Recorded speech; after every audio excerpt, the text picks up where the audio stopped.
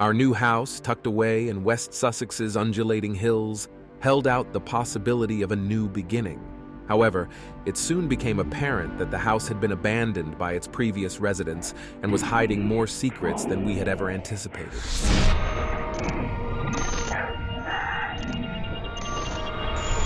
The house needed considerable renovations, and as we got started on the job of making it our own, we started to find odd things stashed away in the attic and hidden in the cupboards. Each finding presented a conundrum, as if the home were attempting to convey an enigma. It felt appropriate considering the condition of the house that my father worked locally in construction. He immersed himself in the remodeling because he wanted to provide our family with a safe refuge. Jenny, my sister, was the first to notice that something wasn't right.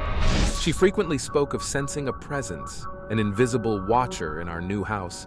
But the entire nature of our predicament didn't become apparent until the evenings grew longer. We noticed some unusual sounds on the lawn one evening. We snuck outdoors to make sure nothing was wrong. Every night, these noises started to become more frequent. My dad set up a camera to watch the back garden and the forest beyond, determined to find the cause of our anguish. We anxiously awaited the morning film in search of an explanation. However, all we could make out were the swaying trees and the blackness, which appeared to be unaffected by whatever was upsetting our tranquility. Jenny's night terrors increased in frequency as the days transitioned into the evenings. She claimed there was a frightening presence in the woods keeping watch over our home. When she started to sleepwalk frequently, my dad installed inside cameras to record her movements. The cameras caught something terrifying one fateful evening. In her sleep, Jenny had found her way to the garden. She remained still for several hours, her gaze fixed on the border of the woodland. The cameras captured a shadowy figure lurking beyond, as though it were spying on her, as she had assumed. My dad increased the number of locks on the doors in an effort to protect our family. But strangely, the cycle kept going. Jenny was discovered standing in the garden once more, her gaze drawn to the depths of the forest by an overwhelming power. So, one night, I heard Jenny get up again. This time I followed.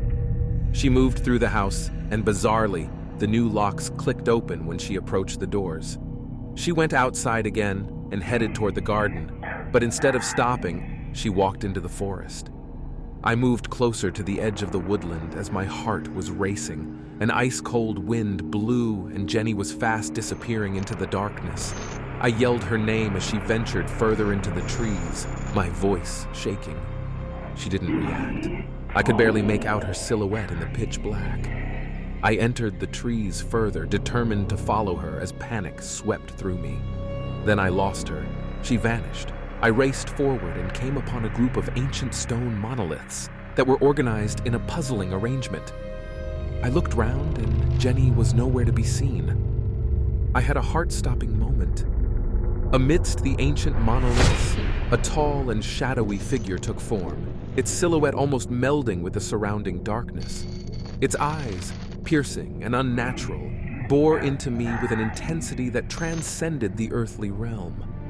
I was paralyzed by a terror that defied comprehension, trapped in a moment where the line between the known and the unknown blurred into a chilling uncertainty. Suddenly, Jenny's screams reverberated across the woods. I fled to the house in terror, my heart thumping with anxiety. And there she was, back in bed, asleep, oblivious to what had happened. In search of solutions, we looked over the CCTV video, but the screen was black. We continued to be plagued by the hauntings, but this time, Jenny had no more nightmares. We left that house, that forest, and the enigma that had enveloped our lives behind. Some mysteries are meant to remain unsolved, and some places are best left undiscovered for fear of what might lurk in the shadows.